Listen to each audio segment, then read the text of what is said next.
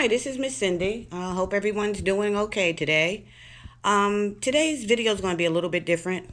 This is my first diamond art project, and the girls, I understand they've done small ones and they liked it. So I want to do one with them. But whenever I teach any kids, and my kids or my grandkids or friends' kids, any craft project, I always give them some background on what they're doing. Last month, they got out of school and they did the faux stained glass on canvas, and I took them to the museum in Winter Park so they could see what stained glass actually looked like and get a history on it.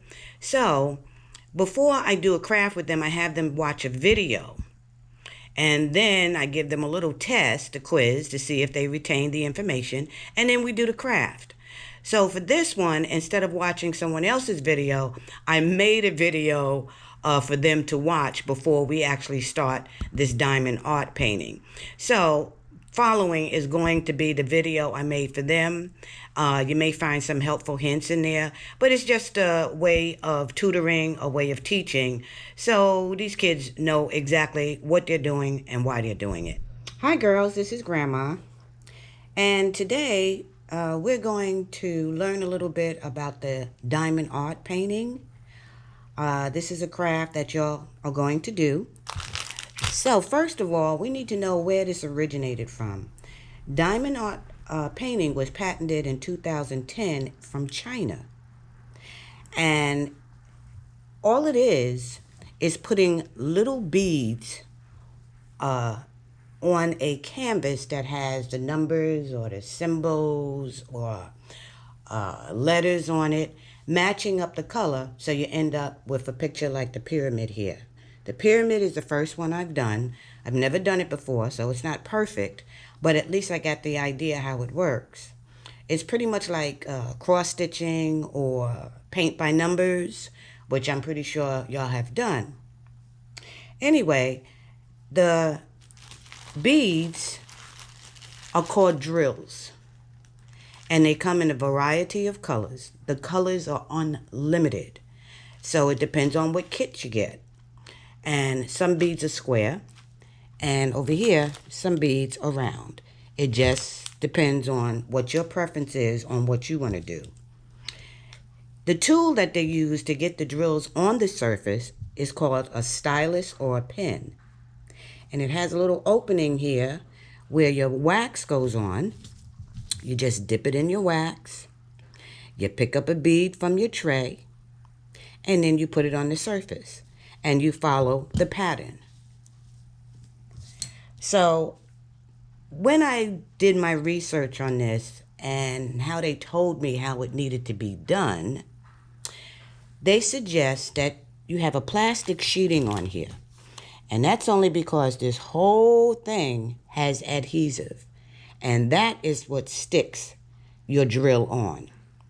So it has a plastic covering like this, and they say you should only pull off a little bit and do a section.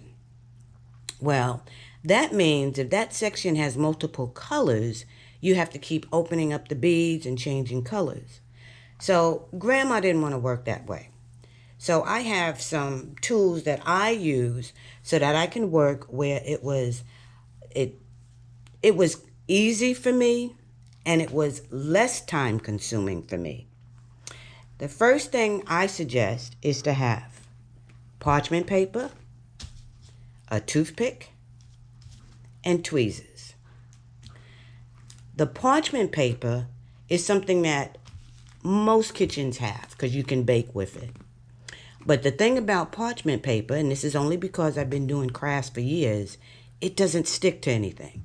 So I can put a piece of tape on parchment paper and it'll pull right off. It doesn't stick to anything. So instead of me working on this big one and having to change colors in every section, I just ripped off parchment paper.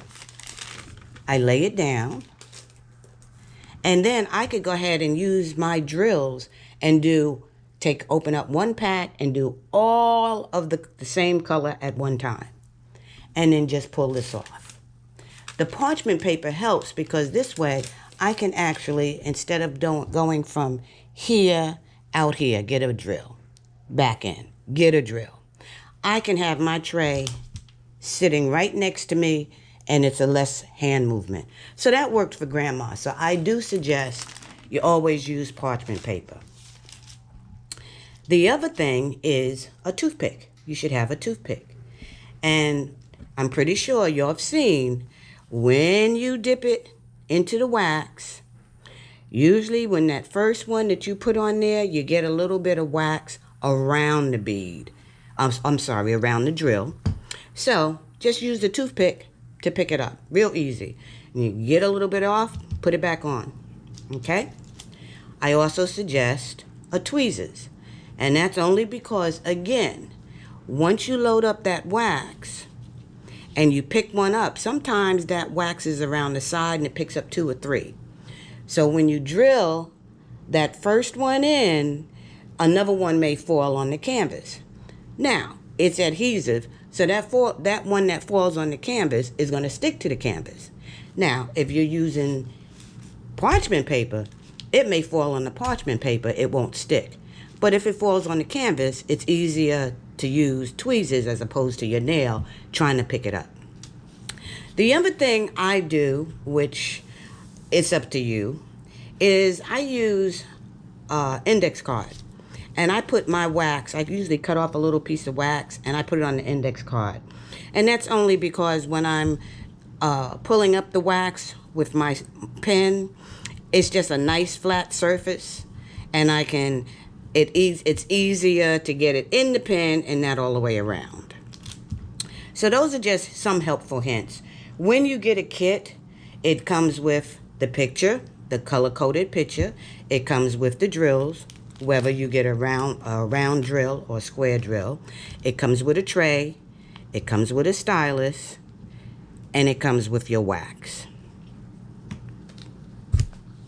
When it comes to colors, the colors are unlimited. You don't get a kit that only has 3 colors that you can use. They want you to see the shading and the dimension in kits. So you can have 20 colors in a kit. You can have 30 colors. It just depends on what the picture is. So the bottom line is that's the basics of diamond art painting, which you guys are going to do. They say that it relieves stress. It's relaxing. It's fun to do. I wasn't too sure. This first one I did, it wasn't relaxing. It didn't relieve stress. I wasn't too sure how it was going to turn out, but I went ahead and completed it. And then I've done a couple of more kits, and I even have one kit sitting in there that I haven't even started yet. But yes, it is relaxing. It relieves stress. It's a nice, quiet craft to do where you just sit back, you're not too worried. You do a little bit, you stop, you come back, you do a little bit more. And it was fun. So anyway, girls, that's just a little basics about diamond art painting. And you guys are going to get a test to see if you remember what I just said.